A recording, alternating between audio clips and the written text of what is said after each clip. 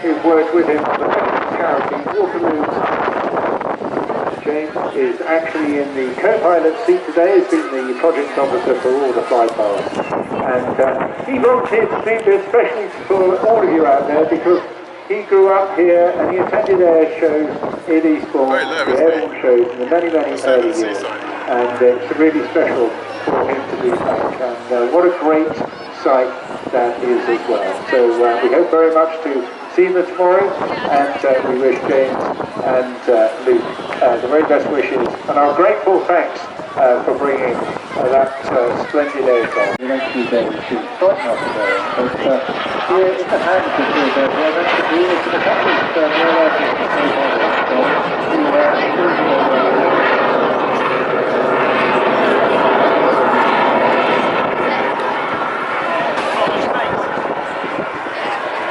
This particular aircraft is the 295-324, partly because of the visor engine, and also because the serial number of this aircraft is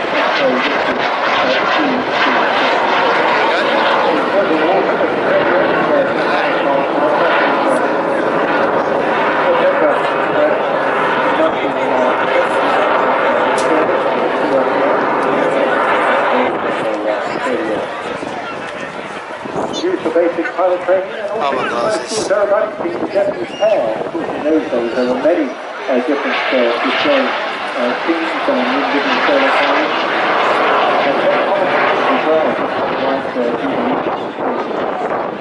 young man stuff doing that decade as well.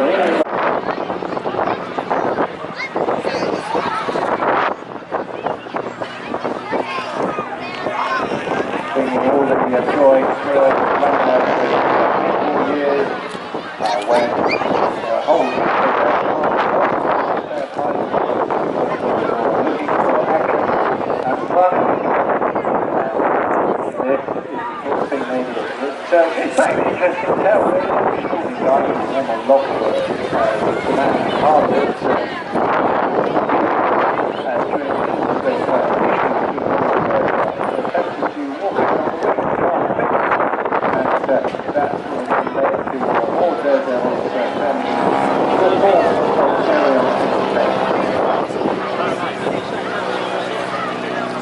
up with the equally extraordinarily deadly named Ethel Dare, who then ended up basically started off as the world's very first. They're an absolutely fantastic aircraft and everything.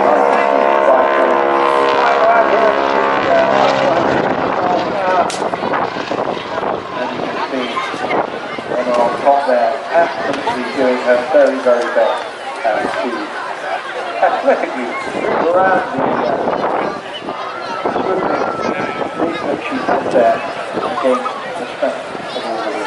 At the same time, of course, she's going upside down. She has no local contact with the pilot, so it's all done by a signal. Activation to a little bump there, no hot, and then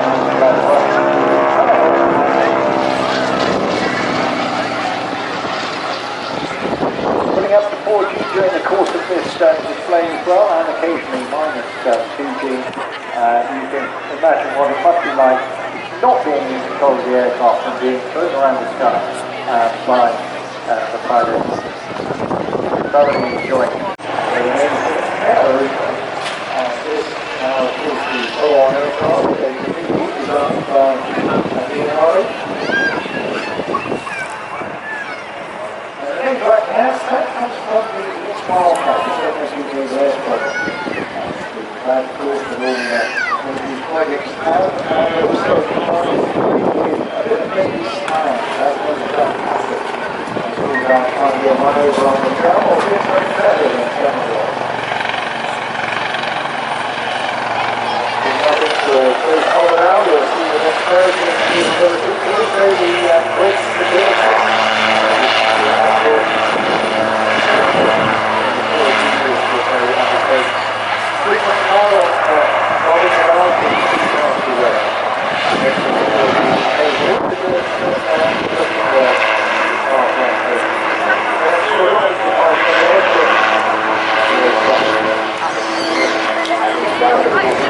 hold the nose above the horizon while flying at 90 degrees angles of back. Choose out a top speed of 104 miles per hour or 185 knots to achieve max 6 feet in the fullest depth at gravity. Next on to another maneuver. By fixing and rolling maneuver, you can turn right hand on. You'll notice that every wing overhaul does is slightly different. Carefully selected like that indicates a differing wing aircraft energy state.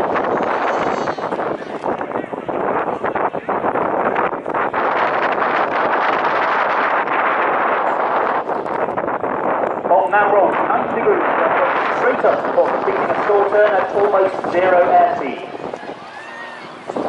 The 2 90-degree turns are possible. Well, thank you very much, Deb. And yes, give them away. Oh, look at that. Wonderful bouncing away, going all the way down. Right there. Fantastic stuff. Well, you can do this too, as well. And if you're well, in fact, doesn't matter what age you are, just go along and have a trip on the Western Wall as well. Well, that's all. Now the back to you.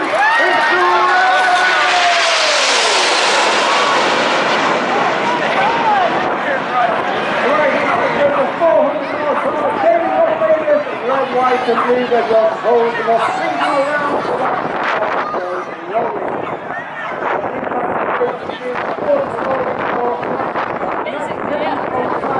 on the left hand side, that centre section is red 3, right centre engine machine, known as Patel. Patel is also a airstream machine. The carrier bearing while on exchange with the United States Marine Corps before they his own training back in the UK on the Royal Air Force latest 5th generation fighter, the F-35. 11 pilots, spread out on the road, against 139.8. Myself, Lieutenant former Tornadoes Job 4 pilot, 4.5 flying ticker on the Hawk 2 Mark 2. This is my 4th and final year with the Red Arrow.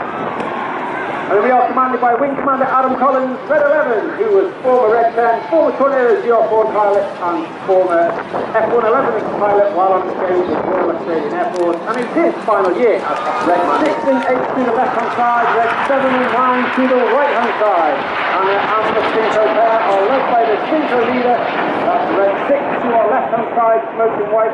Red 6 is still leader Tom Hampton. Tom is in his 3rd and final year on the team. Red 8 and 9 go up and down in the roller coasters as Red 6 and 7 remain flat. Each aircraft now turns hard up to 6 feet away from each other during the the boomerang into Cyclone slingshot.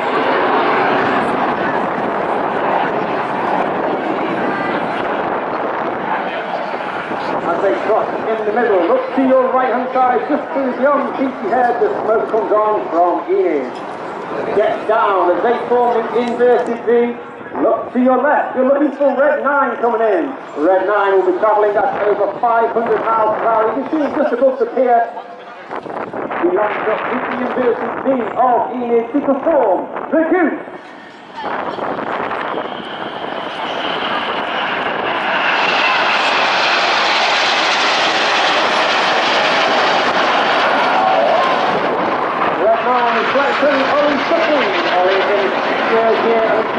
He's a former Tornado GR4 pilot, former qualified flying fitter on the horse. I got it.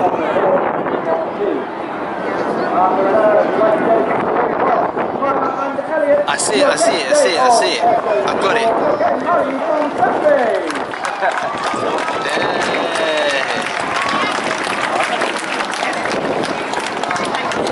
So it goes not over, keep your eye on the...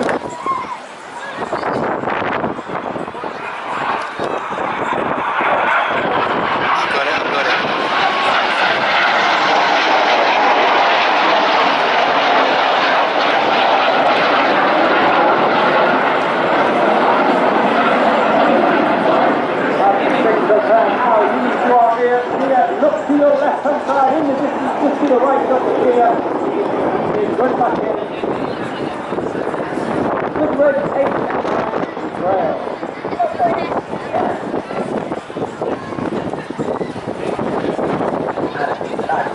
Oh! 8.5 roll goes, that's 8.5 roll back.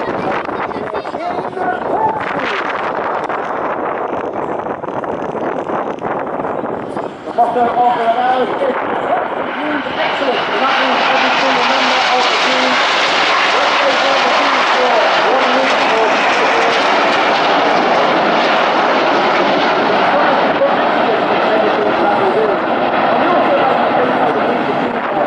or will perform a barrel roll.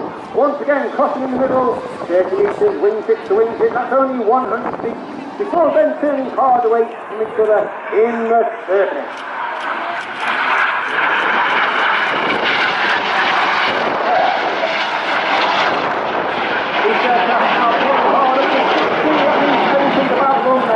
Their lungs, their head, their weight, their helmet is all weighing 6 times heavier than what you and I are who stand on the seashore.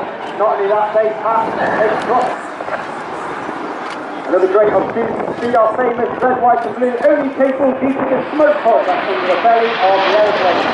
That smoke pod produces approximately 5 minutes of white smoke, 1 minute of red smoke and 1 minute of blue smoke. Each of the colours have their own button on the pilot's control column.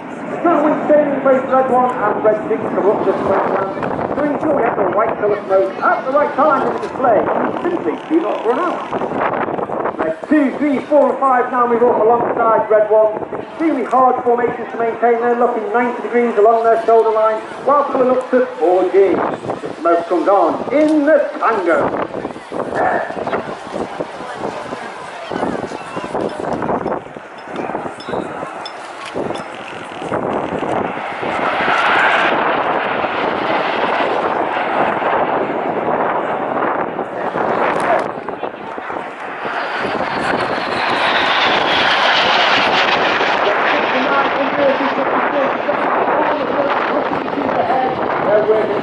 Hard against those this year.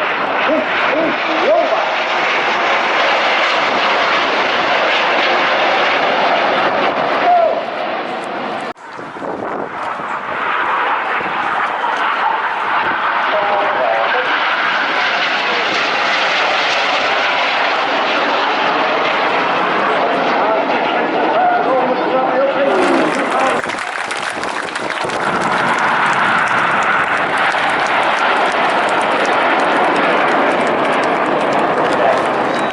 Flying in towards us from the centre and at 200 miles an hour, it shoots the stage by Flight Lieutenant Bob June.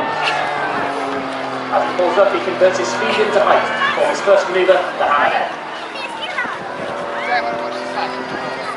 Flight Lieutenant Hughes was born in Carmarthen, South Wales, and started his flying career at Royal Air Force in 1989, flying the Queen of the Skies, the BC-10, and Bavaria Carlton Court Hotel. He was then a search and rescue pilot in the Sea King. From the end of this half horizontal, Bob will put negative 2G, levelling the aircraft upside down for an inverted path. I've had the pleasure of sitting in on this display on a couple of occasions. I can tell you that this is deeply uncomfortable, hanging with this stress and very difficult.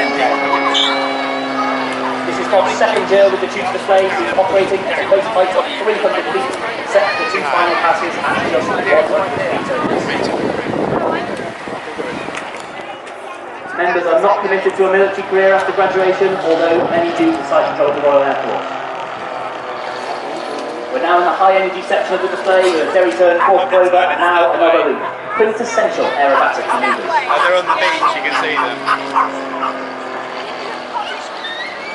Today, the Royal Air Force is recruiting for multiple rewarding and demanding professions. Oh, right at the end of that street,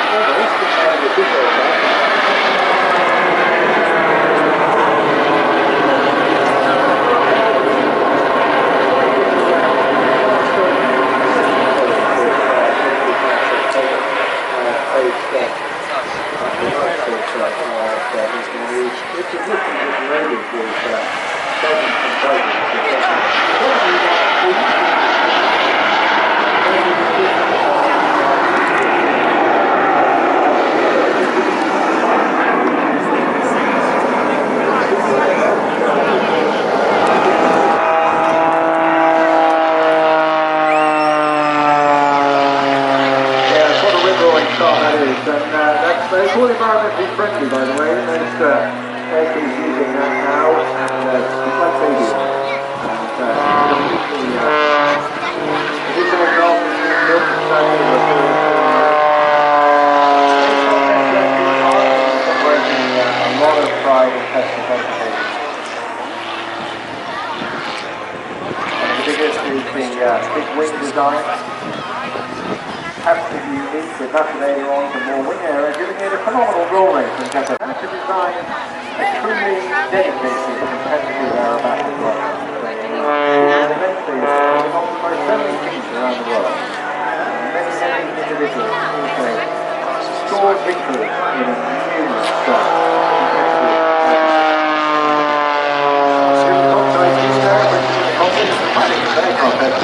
So he will be peeking out now and again.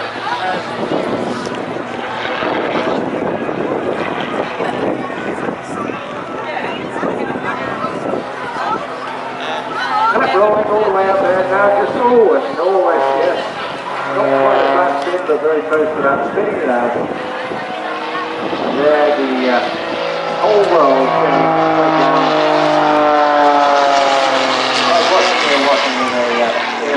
having passed out, you're really there's a lot of time, very, very quickly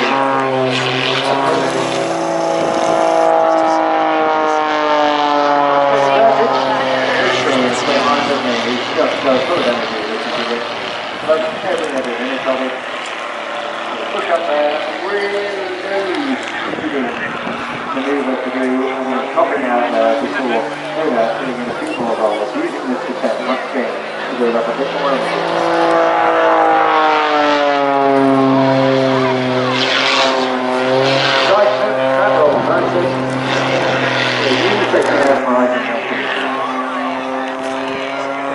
This aircraft back in the 60s and 70s absolutely dominated world aerobatic. Now pushed back into a slightly lower category than still known as really effective, very expensive lot. Takes by the right to the P51 and the aircraft into more extended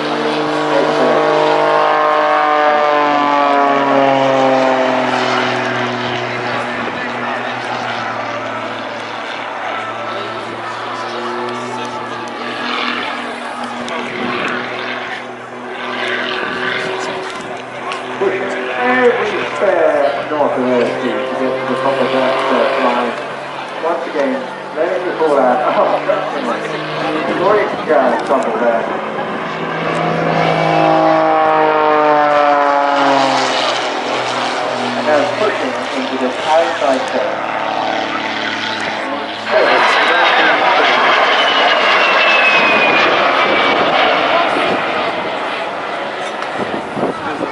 first 3,268 were actually built. And from that day, 1946, much of the world, eventually being retired by the Royal Navy Air Force in 1977. Was, however, retired by the Royal Air Force in 1966, having been withdrawn from what would have been a very finest role in the time training, to be replaced by the equally famous Pelican. The Royal Navy had meanwhile also developed the Typhoon Steam Railway, the operation of the aircraft carrier, and it was the first service jet fighter to do that.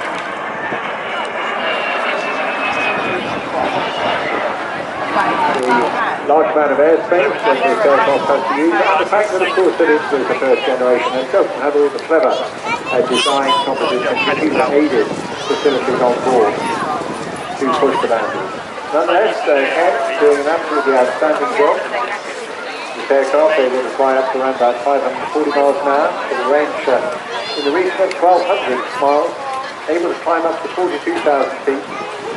And could also be armed in both fighter and bomber configurations with 4 20mm Stano Mark 5 cannons, or 8 3-inch 60-pound rockets, or 2 500-pound bombs, which could occasionally, of course, contain power points on the wings to be used for drop tanks for long-range flight.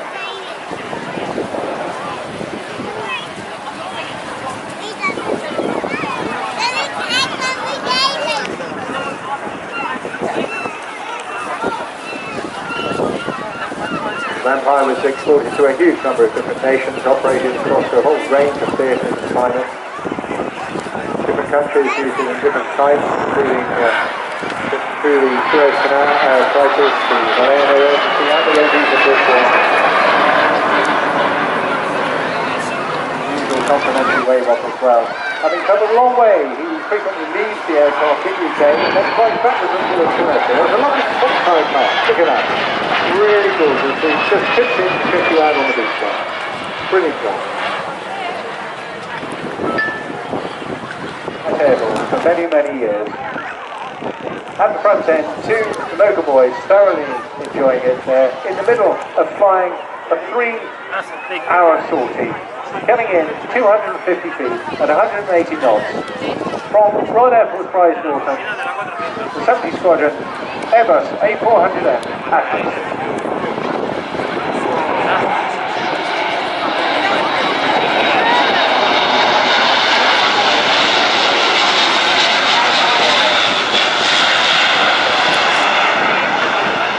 Even managing a little bit of a Wingwalker as well.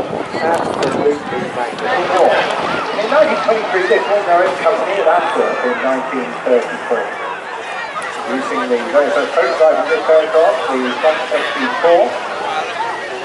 Signed as a trainer and won a contract to supply the Belgian Air Force with 300 of these aircraft.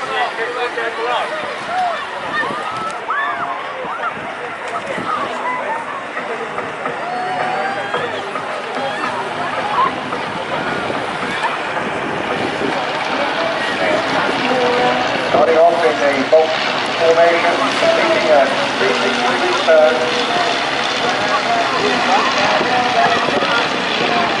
As they go off to your right hand side, number 2 and 4 will change formation to echelon 4.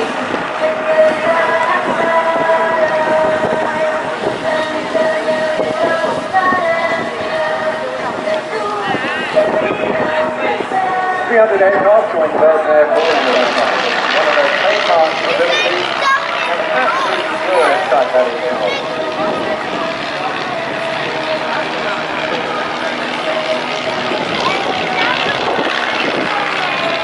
Forming the team is something of a round robin. Richard Ward started in aviation in air traffic controller alongside one of our colleagues helping us manage the airspace here, Ian Revel, who had an early close relationship in flying aircraft and with managing air traffic up in the northern part of the United Kingdom. Ended up being best man at Richard's wedding. Really nice stuff. Nine wings.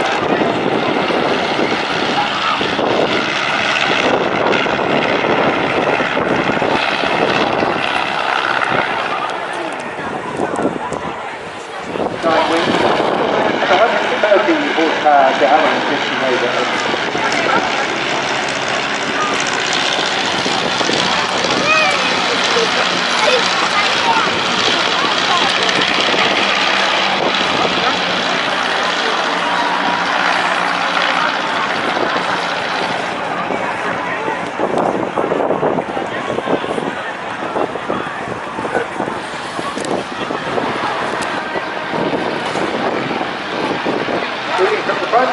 Forward behind him, Ricard, Berliand, Richard Meredith. And following up, Robert. Climbing up into the high power, putting Q2. His first to move up.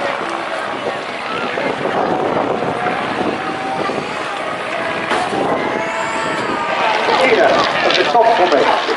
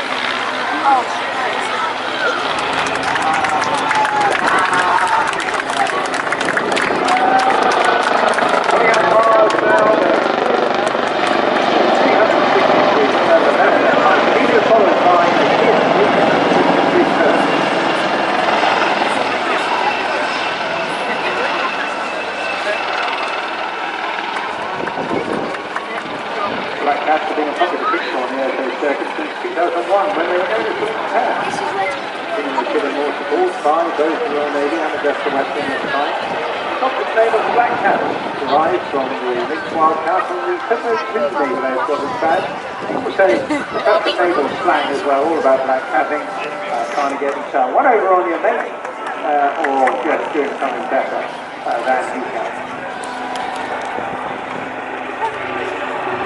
Now demonstrating the aircraft power and agility that is flies to the 500 feet, 470, and those over to a rapid.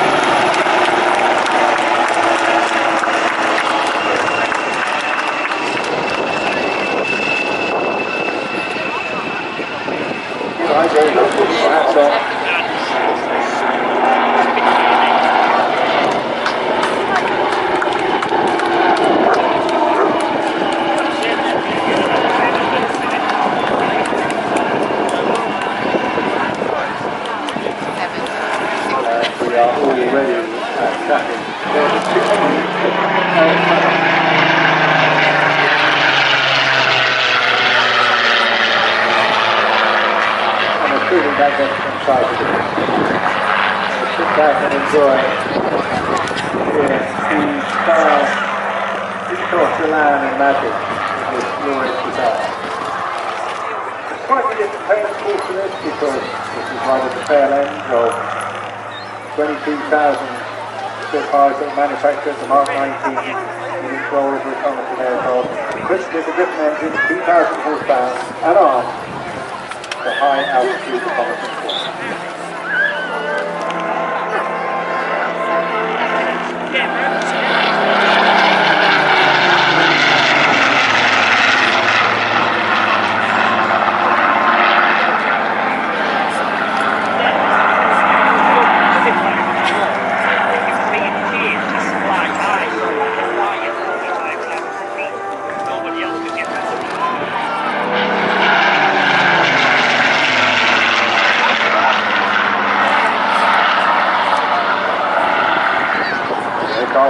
On active service for 16 squadron up until the end of the war and participated in Operation Crossbow to protect V1 and V2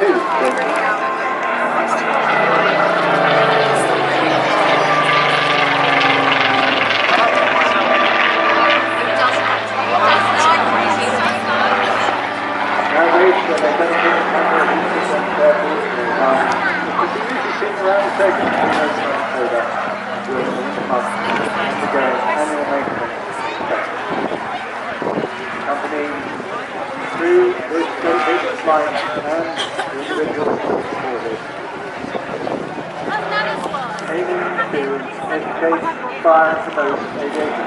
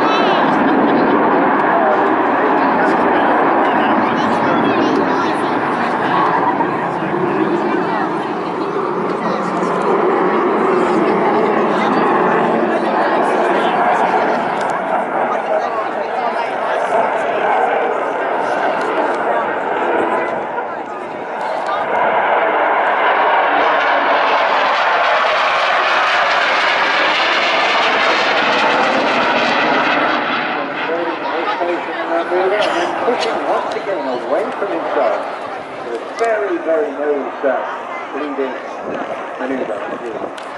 Very hard, very lot of pressure in that blood.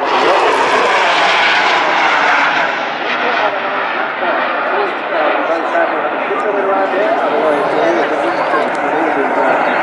somewhat horrifically.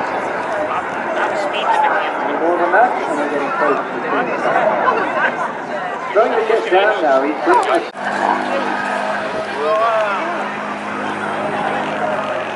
James putting him through his paces in a very graceful manner, not overexerting his force. We want to preserve these aircraft for many, many decades to come.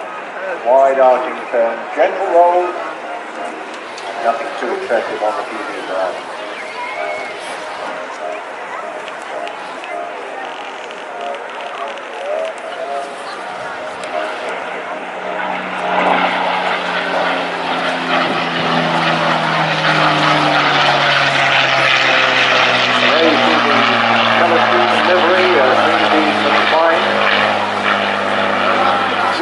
Join the 487 flight squadron in 1943. The Royal Air Force initially served as a fighter bomber and also a reconnaissance aircraft, later becoming a bomber escorting raids over Germany, having the Allies gain air support, superiority of the maximum force in the Allies against Japan with the Pacific.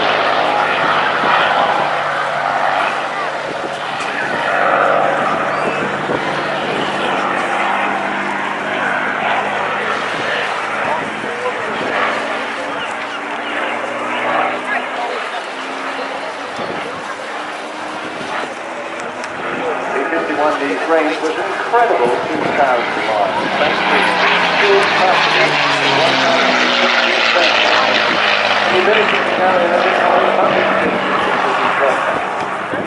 equally impressive with a level maximum speed of 430 miles an hour at 25,000 feet and a maximum guided speed of 500 miles an hour and a service ceiling of just under 32,000 feet.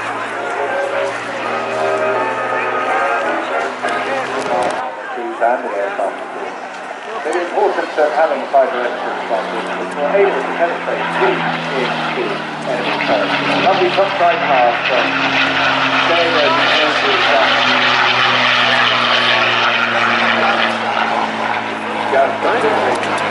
all the right reasons. Let's keep it going. Department with me.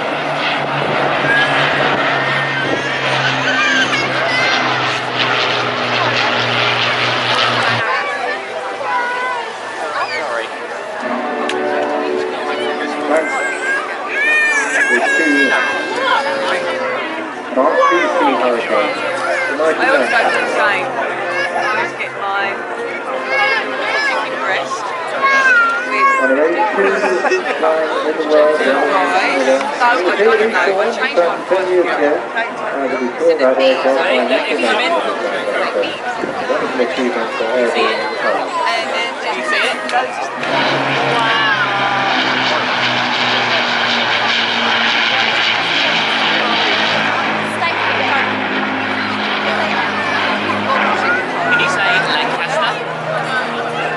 with the big one in the middle, that's called a Lancaster. That's called... one in the middle is called the one that is exclusive. It's a Hurricane. Sound what Hurricane. This is when I go. Probation being less free.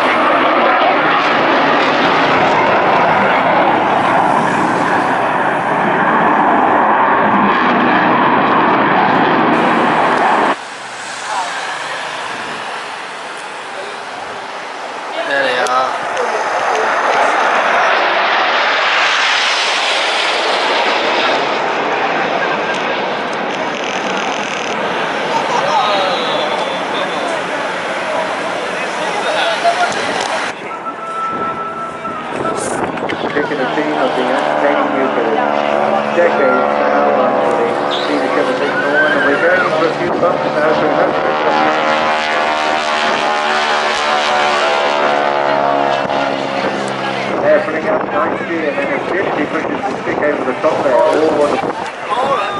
Company developed by Military Mark 16 and that to the end of 2014 and also the recovery of the valuable aircraft from the Oh, really?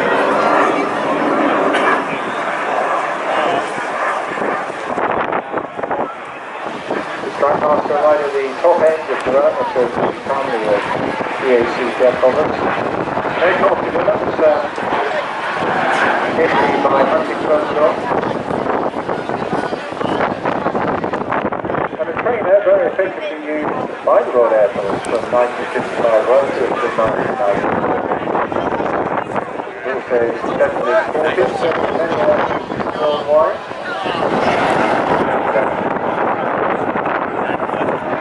Other aircraft paved the way for jet bombers. Manual control on this aircraft.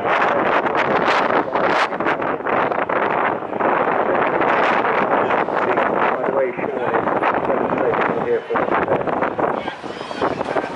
They're also pretty strong and many of them significant damage during the conflicts they were involved in.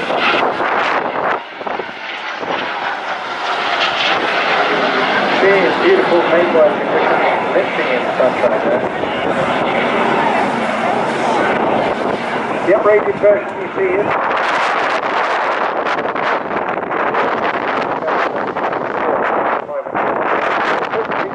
rocket, or a mix of each. Carrying up to 475 gallon under weight fuel tank.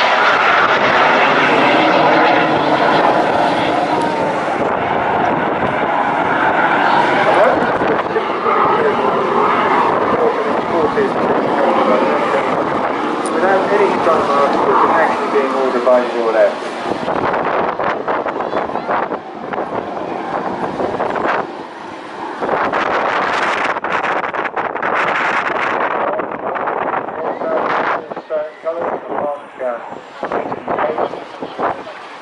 By some company within Wales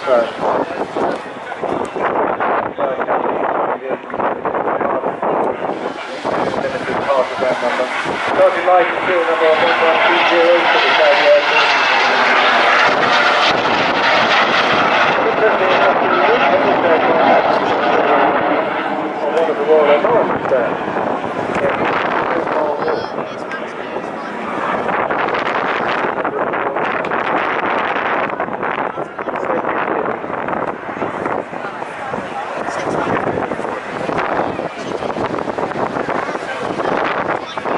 Operated as a pair, alongside Ian Brett, or Brett as you know. Ian, generally the leader, got a very, very strong flying pedigree and a strong air force.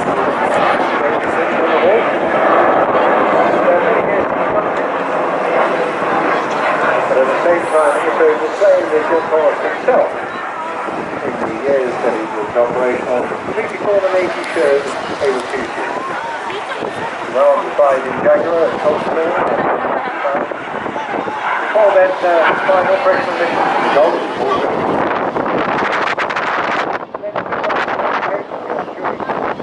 In between those tours, he managed to spend 3 years in Scotland. 5 years in the was the leader of the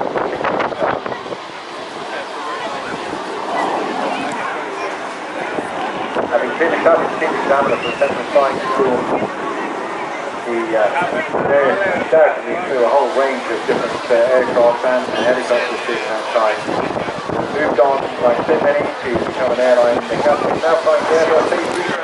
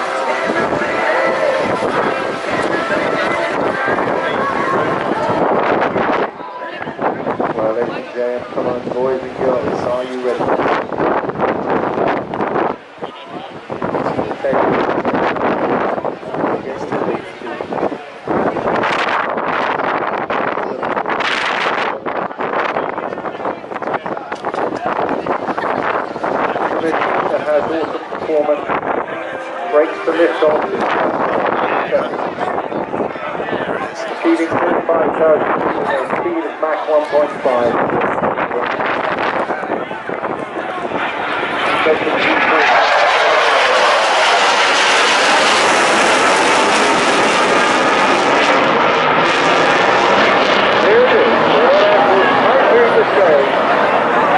Presented today by squad leader Nathan Squire, and a massive hello to his mum and dad and John here to enjoy not just a fun, but a massive amount of destruction and capability. Fitted with ASRAM, AMRAM, Storm Shadow, Brimstone, Patel here later down. Of course, this comes underneath the order for the 27mm Tiger cannon as well. Even by a vast amount of confidence,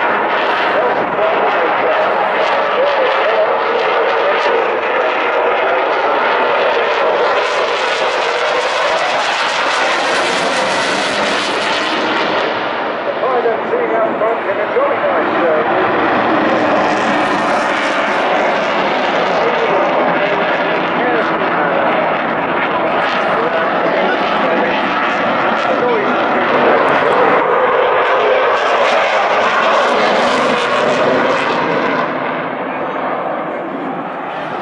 Nathan joined the Air Force as a direct entry candidate. I don't know much older now, but he's been flying for a few years. He's a lovely chap, having a great deal of fun, of course, training the next generation. Very talented pilot, and coming after many other well-known display pilots. Now 20 years celebrating Typhoon displays.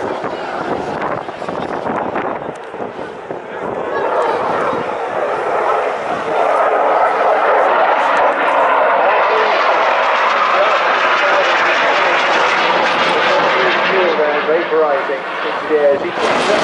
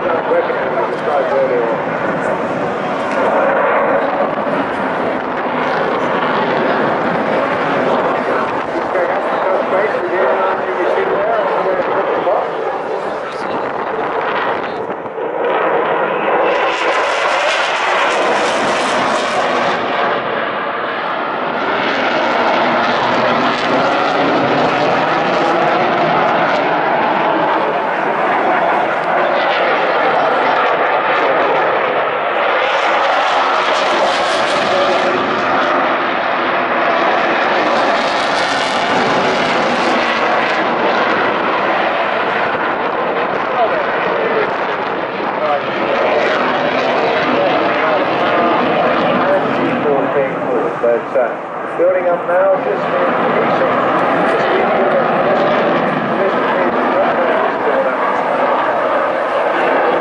absolutely extraordinary departure, putting it on its tail all the way up.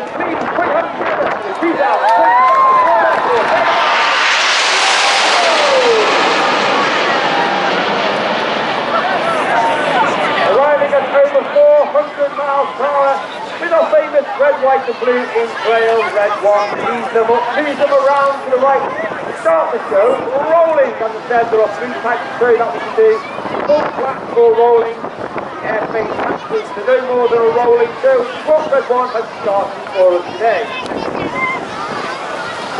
Red 6 and 7 now move inwards to sit behind red 1, red 8 and 9 also move inwards to form our world famous Diamond 9. Red Arrows this year once again are led by the team leader in his second year as team leader. Red 1, squad leader John Bond, former Typhoon pilot, former qualified flying teacher on the Tucano and the Tucano display pilot in 2012. Motions on from the right, in Diamond 9.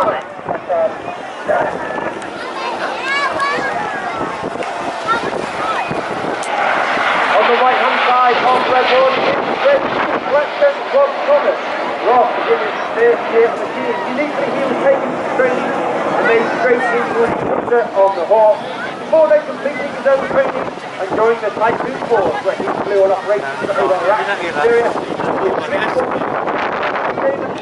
29 squadrons. He operated the conversion unit all based on the Army in Lincolnshire.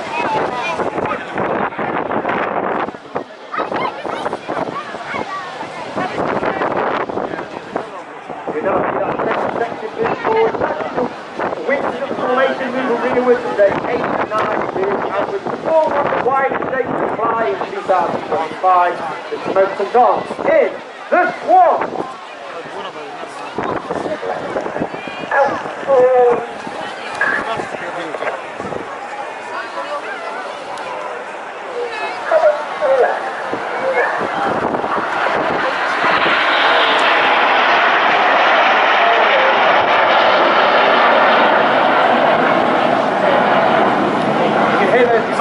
Red 1 as he gives them across the formation. They're always robotic and monotone in that delivery. That's because they fly off formation by ear rather than by eye. The pilots on the outside of the formation are putting their input in just a little bit low at the early end of those inside to allow the formation to pass. 89 now collapse inside, sit behind Red 2 and 3 to form the shape of one of the most iconic aircraft in aviation history. In from the left, it's focused on in Concord.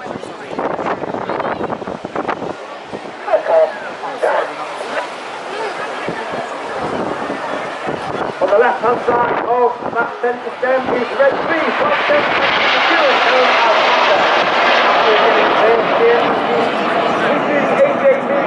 Harrier variant while on exchange to the United States Marine Corps.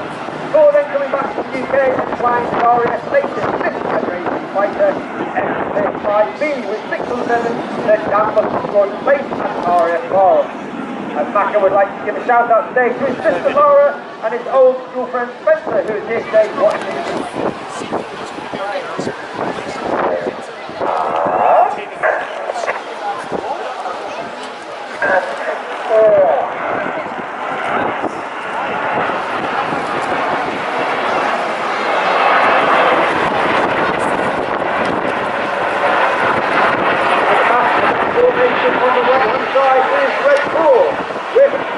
Looking all the way through the formation.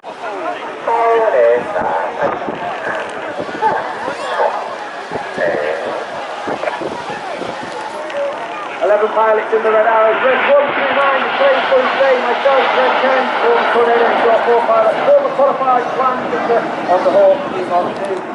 And of course, we are commanded by Red 11, off the commanding Zappa, Wing Commander Adam Collins, former Red 10, former Tornado, got 4 pilots, and he flew the F111 while on exchange with the Royal Australian Air Force. Red 4 and 5 now move up. Red 8 and 9 split left and right, and also Red 6 and 7 split behind Red 3 and 3. Red 1 continues to bring up around the left, take up boys and girls, get up camera good. Fantastic photo opportunity from the left for the colourful Big Vixen.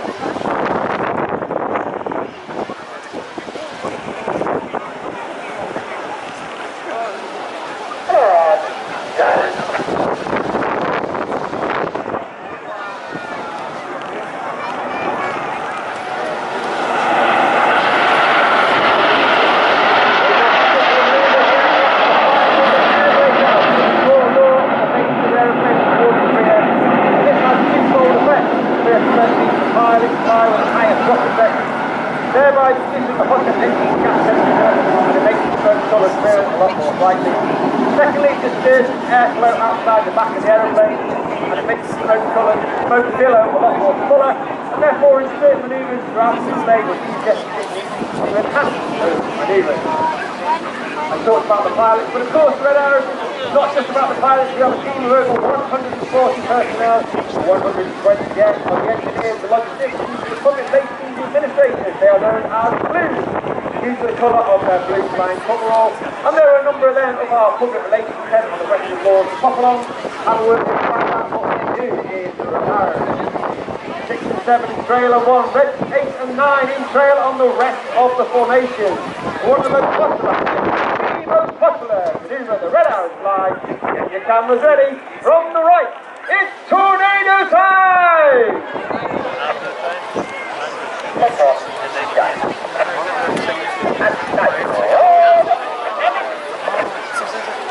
Red 8 and 9 roll go. Red 8 and 9 roll around the rest of the formation. As the ball gets closer, watch for the colour change that brings them down the line.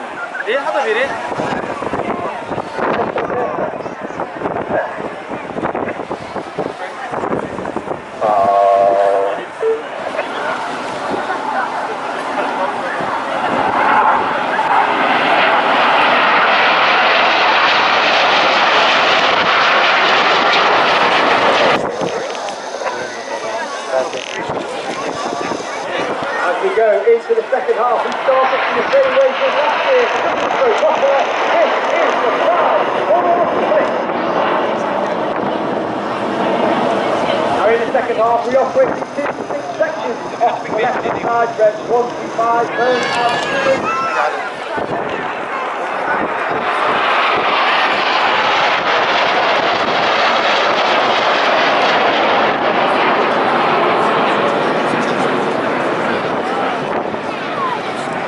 Keep your eye on Enid to our right-hand side.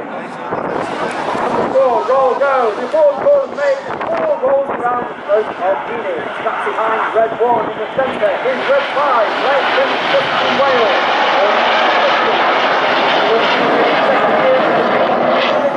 Zimbabwe. He's a former Typhoon pilot with 11 squadrons and instructor. Red 6 and 8 to our left-hand side. Red 7 and 9 to our right-hand side.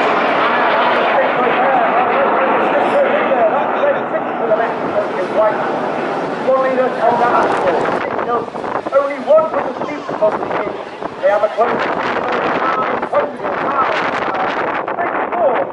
the Hannah Pass.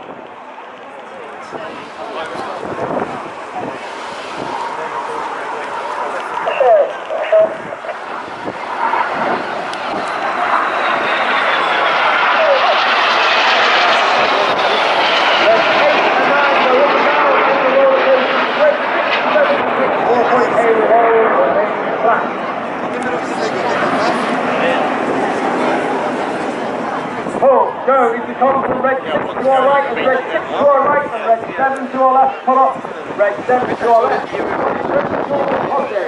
George did his 50 years in the team, and again he was taken to training and made an instructor on the Meccano, before then joining the Typhoon Force, final operations over Iraq and Syria in 11 squadrons. Each aircraft will roll the correct way up, back down to that 100 feet as they complete manoeuvre called the boomerang. Looking to your left, you're looking for red 9.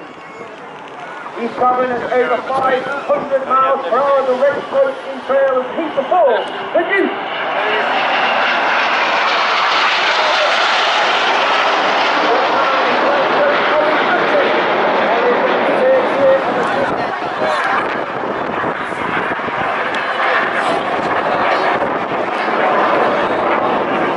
Coming in from the top right is red 8 as he clears the half.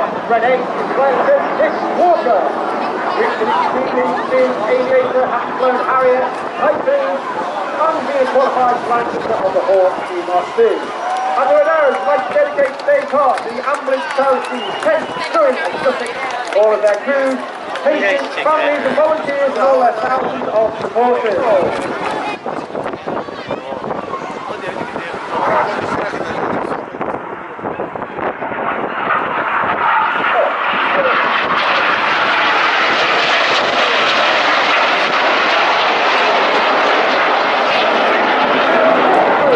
Fantastic opportunity of famous red, white and blue.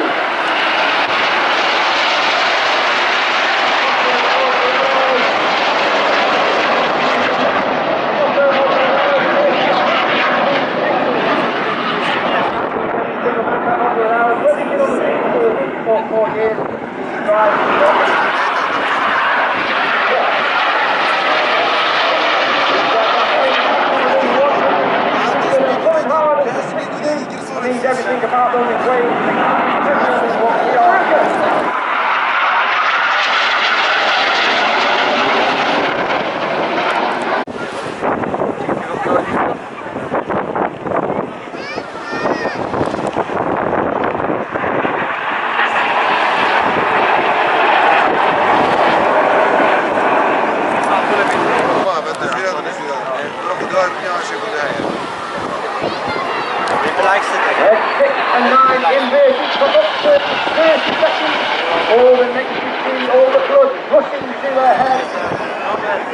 They now control the correct way up.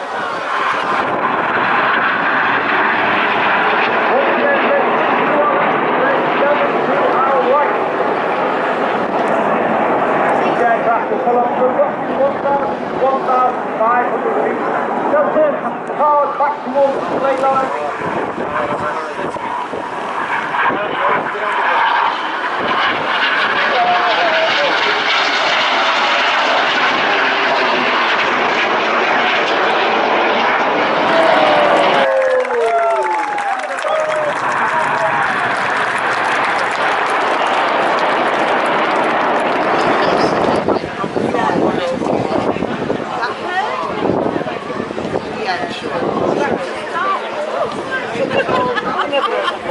Between 6 and 9 in the morning. On the 30th of July 2014, East Sussex Fire and Rescue Service deployed 80 officers to tackle a devastating fire which destroyed the domed blue room at the landward end of the pier. The fire rapidly took hold and suddenly completely destroyed the building. But thanks to the quick response of the Fire Brigade and the Royal National Lifeboat Institute, who rainbowed seawater on the remaining two-thirds of the pier, the majority of the structure was saved, thanks to the bravery and skill of those men and women. Just ahead to your right is a statue of a young officer, in memoriam to the Sussex men who served in that local unit, the 2nd Battalion of the Royal Sussex Regiment, at the time of the Indian Mutiny in 1857. And who gave their lives for their country.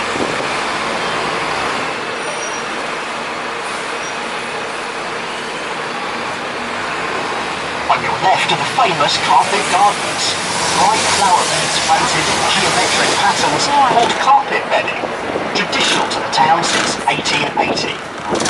These beds are propagated in the council's own nurseries. Opposite the carpet gardens is the sad site of the former Claremont Hotel, destroyed by fire on November the 22nd, 2019. This beautiful Grade 2 listed building was very like the next-door Burlington Hotel, and it is hoped that the new building can soon rise up to take its place in a similar style. Look out for the bandstand on your left with its blue roof. Built in 1935, there is no other like it in the United Kingdom, offering a wide variety of live musical entertainment with over 140 events each year, including firework displays, children's concerts, brass bands and popular tribute bands. There is seating for 1,400, and when it first opened, the entrance cost 3 old pennies. This is the stop for the bandstand.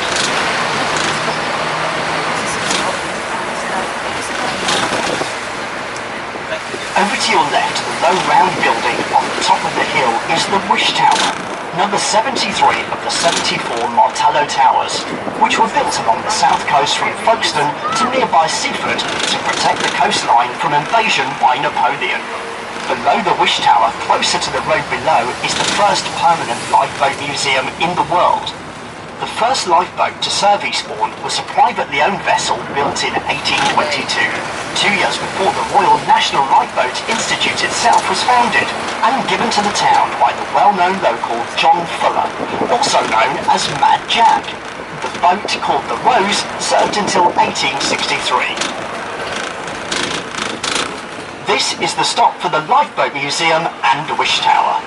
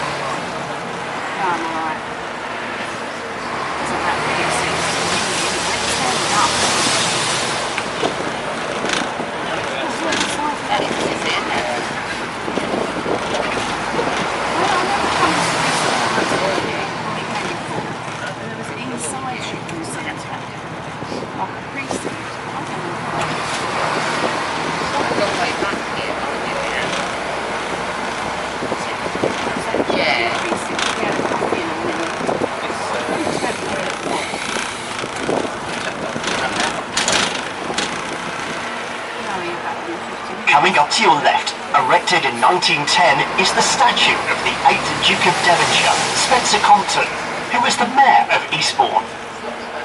On the 13th of May 1874, it was announced that local resident William Earp was proposing to build a magnificent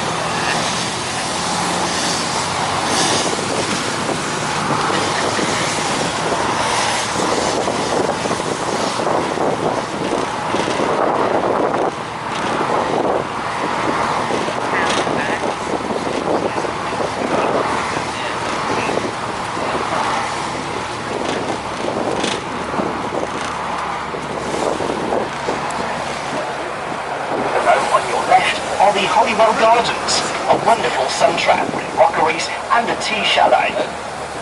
Before being landscaped by the town council in the winter of 1904, this was a huge chalk quarry, but it was discovered that the excavation was polluting a nearby water spring. Also perched on top of the cliff is Hullen Gardens, with an 18-hole putting course and lawn bowls overlooking the sea. This is the stop for Holywell Gardens.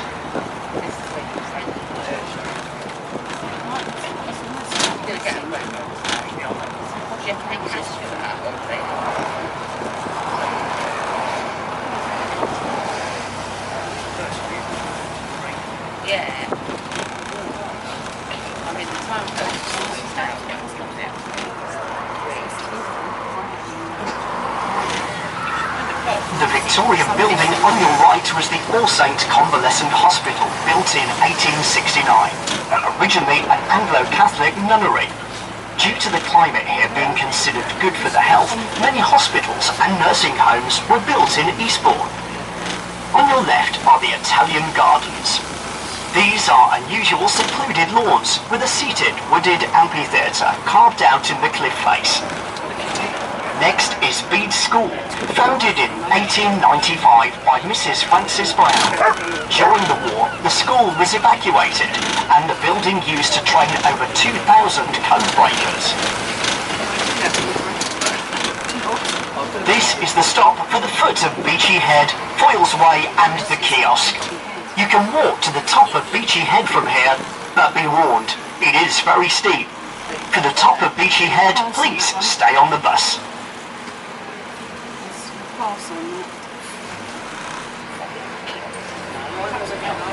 Perhaps about 30 years ago we were done it.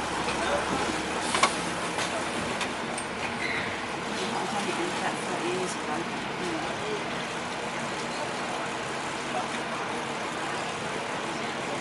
You get off and walk to the top.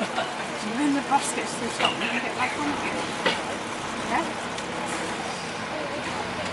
That's quite a good idea. Wait for you to stop. After you're down there, you have to stop.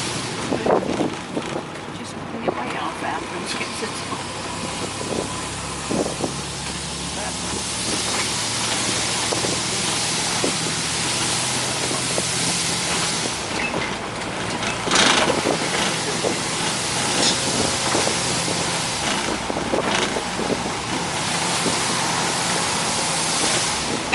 Was mentioned in the Domesday Book, but it was then known just as Bourne. East was added in the 13th century. The Bourne stream itself has been diverted many times over the years to form ponds, power water mills, and even to supply a brewery. Eastbourne prospered during the Middle Ages as a sheep farming area and thriving fishing centre. In 1555, the settlement was sold to three wealthy Sussex families: the Burtons, the Gildridges, and the Selwyns, whose legacy can be seen throughout the town today by way of street names and features. An essay by Dr. Richard Russell in 1752 extolled the medicinal benefits of the seaside. His views were of great advantage to the south coast, and Eastbourne became known as the Empress of watering places. By the mid-19th century, most of Eastbourne was owned by just two families. Most of the land owned by the Cavendish family was along the seafront, whereas the Gilbert family's land was generally slightly inland. We're now gradually climbing up the Chalk Downs, and it is this hill that the residents of Eastbourne can thank for keeping them sheltered from the worst high winds. The cliffs of Beachy Head face southwards, and are therefore subject to severe southwesterly gales. And it's the constant erosion of the cliff faces by these storms that maintains the magnificent whiteness of the cliff face. The coast is receding by up to 3 feet a year, and sometimes there's even a larger fall. In 2002, a large piece of Beachy Head's cliffs fell into the sea, and the debris from this is still visible today. Beachy Head cliffs have been eroding for the last 10,000 years, ever since the end of the last ice age. The chalk at Beachy Head and the surrounding area is made up of billions of tiny animal shells called coccoliths, which can only be seen under a microscope. So small that you could fit around 1,000 of them on a pinhead. You can also see thin black bands of the chalk. These are formed by a chemical process which dissolves the silica fragments. When sea creatures such as sponges die, they leave behind tiny silica fragments which ingrain themselves into the chalk and form flint nodules. Flint is one of the most useful rocks man has ever found. It's an extremely hard mineral, and when struck, it breaks with a shell-shaped fracture, with razor-sharp edges which can easily cut meat. If you would like the Black Robin farm stop, please ring the bell. As we trundle along the top of the downs, take a look at the distant lighthouse to the right across the landscape.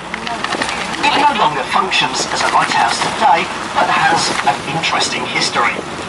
A new lighthouse was built in 1902 at the foot of the cliffs rather than the top, because mist and fog often obscured the original light.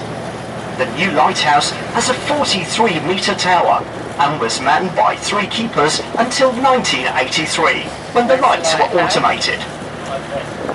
Beachy Head's prominence has long made it a landmark for sailors, and all too often, the cliffs and the rocky seas below were a danger to vessels, leading to many shipwrecks. So many people were losing their lives that Parliament was petitioned to build a lighthouse as early as 1691.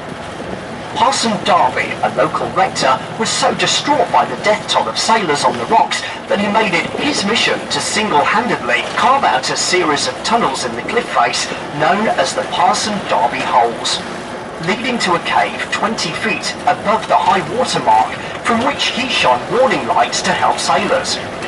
His grave may be seen in the Eastbourne Parish Church.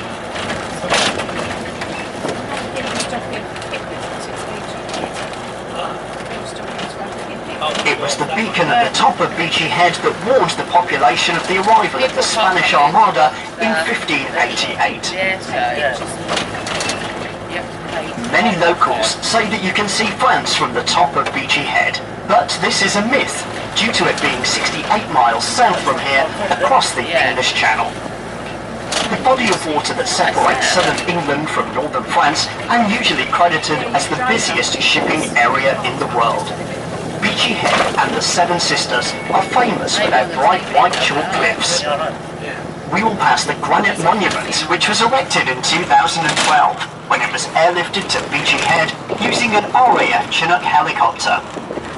The 6-ton memorial is to men who died serving in Bomber Command.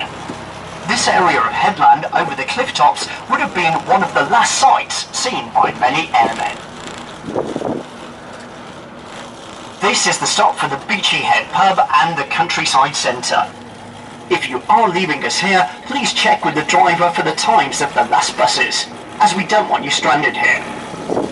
Please also be aware that we only run in one direction along the Downs, so you need to catch the bus on this side of the road for your return to Eastbourne.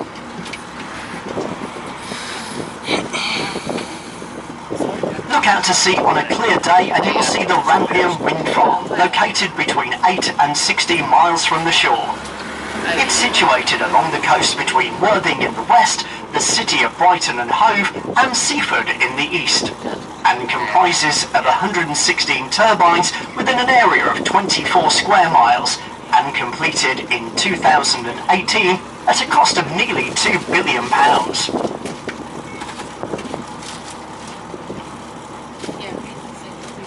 Beachy Head's chaplaincy has been patrolling the cliffs since 2004.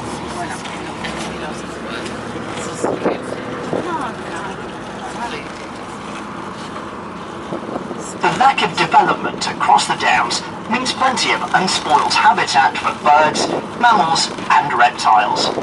You can see cattle, sheep, rabbits, red foxes and badgers. The European badger is powerfully built with a black face, white markings and a grey body, weighing about 29 pounds in the spring and up to 37 pounds in the autumn. Beachy Head has many sporting events throughout the year, including cycling, walking and a 10k marathon, one of the biggest off-road in the UK.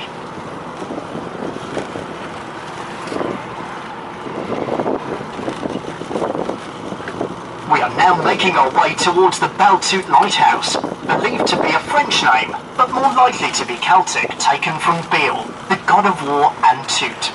Look out! Due to constant erosion, it was decided to move the lighthouse further inland, and in March 1999, the 160-year-old structure was moved 56 feet on specially built hydraulic rails. The lighthouse now sits on a single-storey building. The Beltoot Lighthouse stone structure was started in 1831 using Aberdeen granite hauled south by oxen teams and local limestone, and came into operation in 1834, later being decommissioned in 1902. Prior to the building of the stone structure, a wooden building was erected in 1828, where lighting experiments were carried out. These proved very successful, and the number of shipwrecks was greatly reduced. James Perce Stewart built the lighthouse and constructed an access road, upgrading it to a family home and tea rooms. It was almost completely destroyed during the Second World War, being badly damaged by Canadian artillery fire. Although the lighthouse was not the target, the guns were firing at wooden silhouettes of tanks which were placed on the hill to the approach of the building. In 1986, the BBC purchased the lease of the Beltoot for the filming of a mini-series, The Life and Loves of a She-Devil.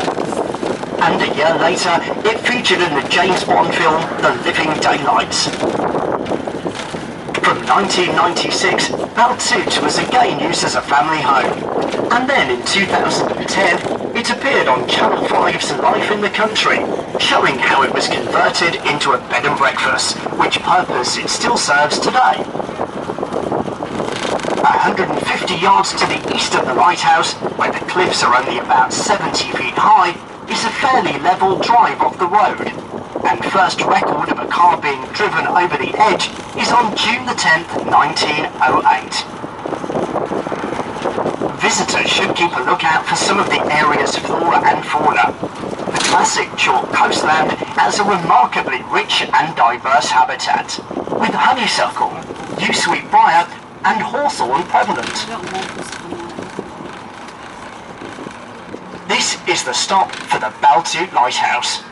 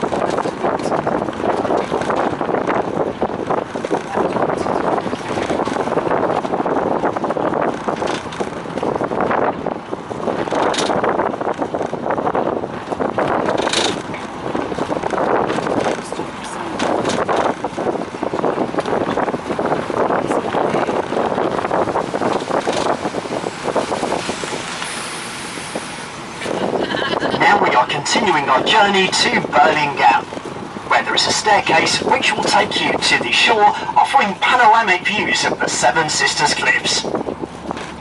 Haven Brow is the highest of all of the Seven Sisters, standing at 253 feet or 77 metres.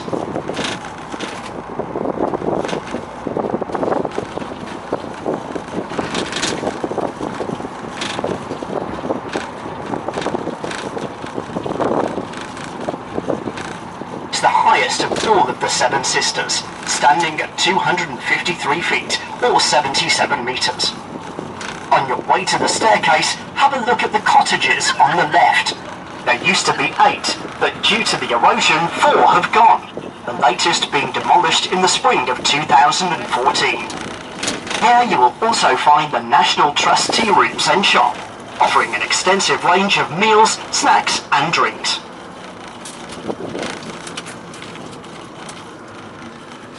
This is the stop for Berlin Gap.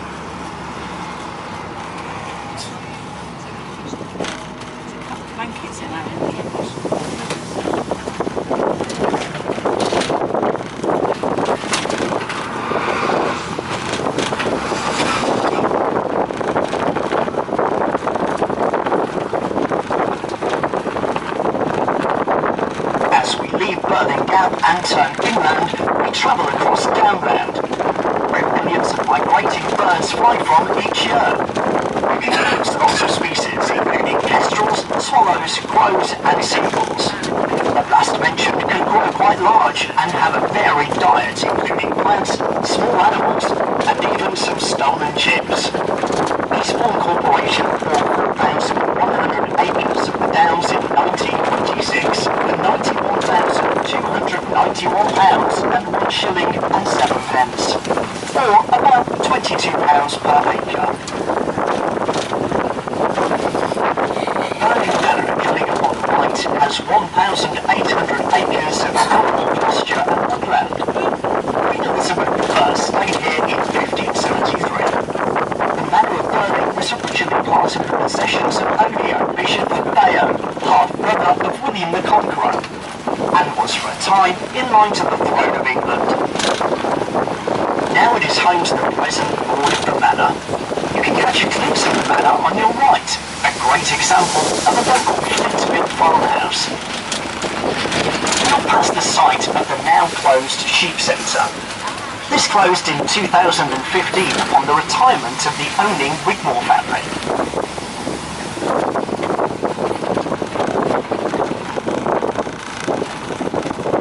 Over to the left is Eastdean and Friston Cricket and Stoolball Club, established in 1989 and the home of the Eastdean Tigers. Eastdean is recorded as being connected to Milner, King of the Saxons, in 689 AD. It's a small but delightful community where at the ancient village green you will find village hall. Every Wednesday morning there's the farmers market started in 2003 by Lord of the Manor, Charlie David Gilroy, selling fresh local produce and arts and crafts. The village church is dedicated to St. Simon and St. Jude. It has a Saxon tower with an unusual gate to prevent cattle from entering the church.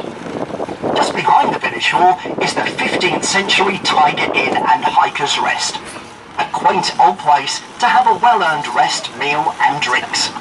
At the Tiger Inn, they offer local real ales.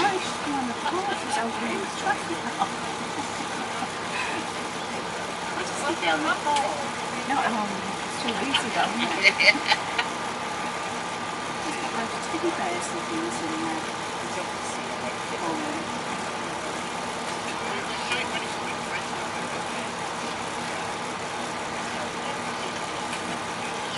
Oh, they were falling apart with this.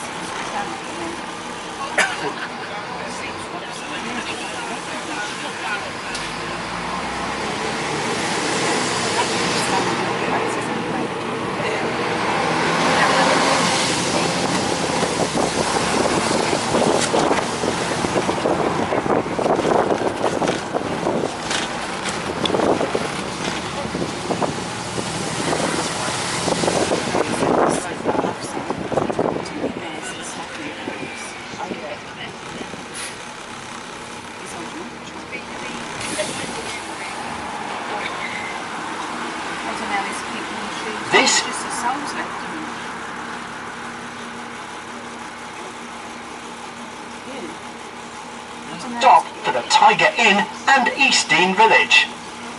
A light here for services 12, 12A and 12X towards Seven Sisters Country Park and Brighton.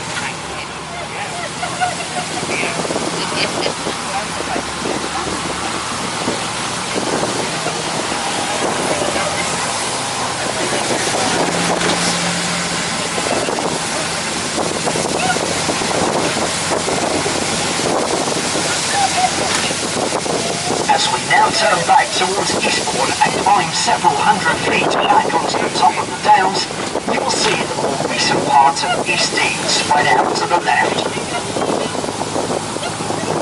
South Downs Way is a popular defined footpath trail which starts at Beachy Head and proceeds about 100 miles westward to Itchen Abbas in Hampshire, just north-east of Winchester. The term Downs comes from the Saxon word dun, meaning hill. Sand dunes are so called for the same reason. In 2003, proposals were put forward for the area to be appointed a national park, which status was achieved in 2010. Set into the downs to your right is a dew pond providing water for livestock. The South Downs are a peaceful place to visit today, but this was not always so, as in 1793, France declared war on England and Holland. Beachy Head was chosen to have a wartime signal beacon to help watch the coast all year round in case of invasion. One mad Frenchman even tried to build a tunnel under the channel during World War II. The area became known as the Clapham Junction of the Skies, when both Allied and German airmen used Beachy Head as a navigation point. Squadrons of Spitfires and Hurricanes took on the right of the Luftwaffe in the Battle of Britain. Along the coast, an Air Sea Rescue Centre was set up, and it was here where radio signal direction finding bands took compass bearings and airmen's distress transmissions. Once planes were located, high-speed launches went out from New Haven Port to rescue pilots and crew. Beachheads were turned over and filled with sand to block landing areas. During the early part of the war, hundreds of children were evacuated from London to Eastbourne, but by the middle of 1940, everyone except those doing essential work was sent away from the town. This area was hit more often in raids than any other town in the south coast, doubtless because it was so close to the RAF listening stations. In the second half of 1942, fighter bomber raids inflicted heavy casualties and damage to Eastbourne and its population for almost a year, and December 1943 saw 32 people killed in one single day. In total, there were 112 bombing raids on Eastbourne, Over 11,000 properties were damaged or destroyed, over 1,400 people were seriously injured, and 174 killed. In 1945, Eastbourne's evacuated population of over 40,000 returned to their town to find many familiar places devastated in ruins and barely recognisable. As we carry on driving across the downs, you will notice lots of sheep. Lambing season starts in the early spring, when almost 50 million ewes are preparing to give birth around the UK. The sheep hereabouts are known as mules by the farmers and are crossbreeds using stock such as Suffolk, Romney Marsh and Welsh. Soon we will reach Warren Hill, offering a downland walk with panoramic views across Eastbourne and the South Downs. Please dig the bell if you would like to stop at Warren Hill.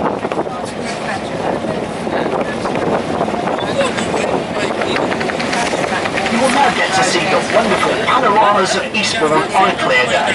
In the distance beyond the promenades is an area known locally as the Crumbles. This vast area of shingle stretching from Eastbourne to Pevensey Bay. Part of this has in the last 30 years been developed into a magnificent waterfront marina. The complex, known as Sovereign Harbour, and covers 365 acres with 2 locked harbours and opened in 1993. The harbour development provides almost 5,000 homes, along with waterside shops, restaurants and mooring facilities for hundreds of small craft. 2,000 years ago, the Crumbles Bay area was used by the Romans, and William the Conqueror landed there in 1066 before the Battle of Hastings. Over the last 2 millennia, the area has silted up with pebbles. We descend into the town from the Downs by a different route, passing close to Leeds Village, still today a more exclusive address where grand property was built during the late Victorian era, and much of this survives intact today. In 2014, skeletal remains of a young woman who lived around 425 AD were discovered in the vicinity of the Downland estate. On our left, we pass the Chelsea College complex, which nowadays forms the Eastbourne campus of Brighton University. The 18th and 19th centuries would see Eastbourne change from a small village into a bustling town, everything changing after the Prince Regent made Brighton into a popular health resort and built the flamboyant Royal Pavilion there. 2 monarchs visited the quiet fishing community in the Middle Ages, Henry I and Edward II, both staying at the manor house near the centre of the town off the area known as the Goffs.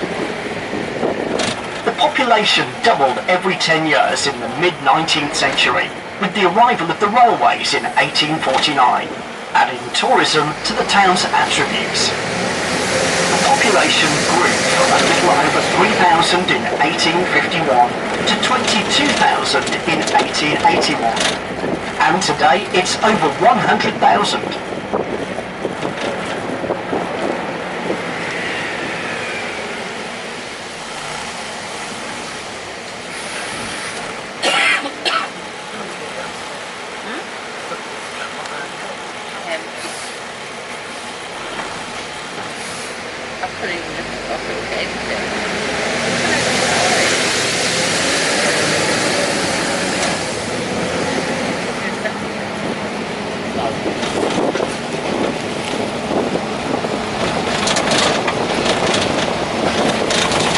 Electricity came early to Eastbourne, and the first building to be illuminated was the Floral Hall in 1881, and the first public lighting was seen in September 1882.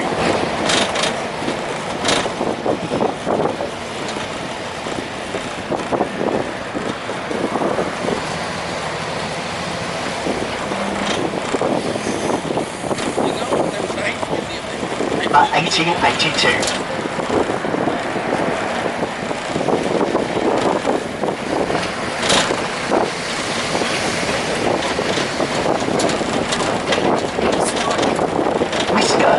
Carlton Place, the local seat of the Duke of Devonshire in times past before, passing the world-famous Saffron Sports Club, where many of the most famous cricketers in the world have plied their trade, and still today, Sussex CCC play some competitive cricket, while top-class bowls and squash facilities are available to members. And Eastbourne Town FC, Eastbourne Hockey Club and the Town's Cricket Club play their home fixtures. The grounds were once ringed by beautiful elm trees, but most of these perished during the notorious Dutch elm disease ravages of the late 20th century. Coming up to your left, Eastbourne Town.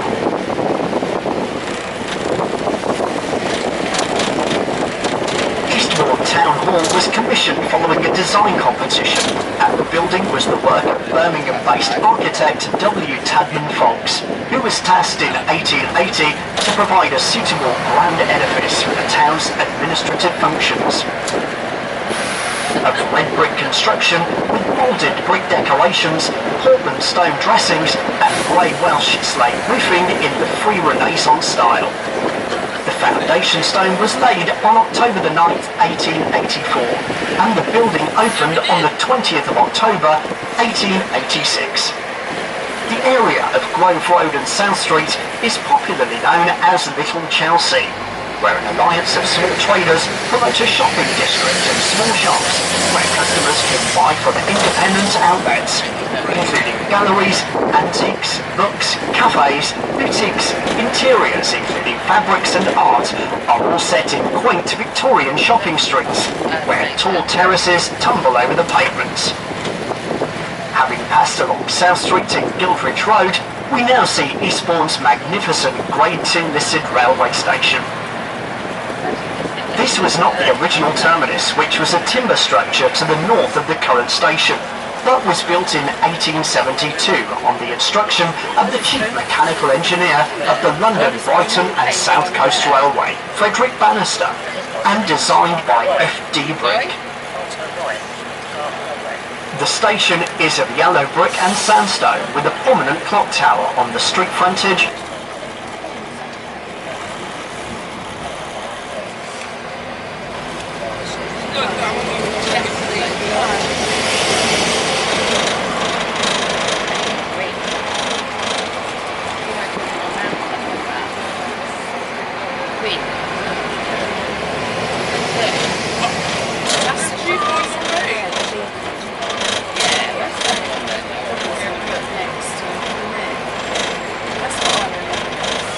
Now coming up to the town centre and the Beacon, formerly known as the Arndale Centre, which originally opened in the late 1980s. It has had an expensive development with an extension of the covered shopping aisles and a multi-screen cinema complex complementing the traditional facilities historically offered in Terminus Road.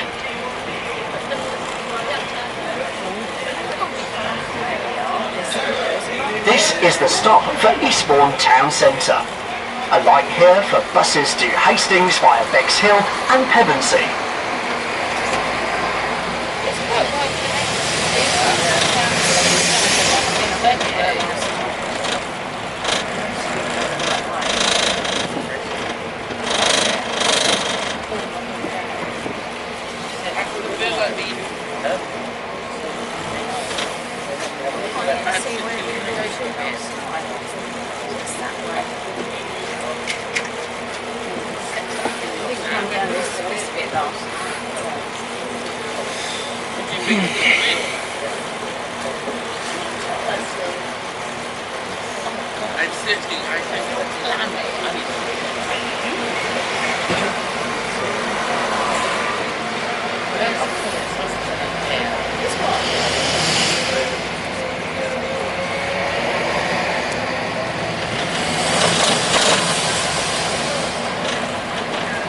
You'll notice the elegant Victorian townhouses and neat geometric tree-lined road patterns radiating from the central roundabout, which forms the town's war memorial. The statue by sculptor H.C. Firth is a bronze winged victory, holding a laurel wreath and inverted sword to resemble a cross. Eastbourne has some famous theatres, including the Devonshire Park Theatre, a 19th century playhouse for dramas and touring repertory, the modern purpose-built Congress Theatre, and the Winter Gardens and Floral Hall, a Grade 2 listed building from 1875, form part of the same complex, as does the International Devonshire Park Lawn Tennis Centre, just along Carlton Street and near the Wish Tower. Near the Cavendish Hotel is a bronze statue of the 7th Duke of Devonshire, who in the mid-1800s was instrumental in driving forward the development of Eastbourne.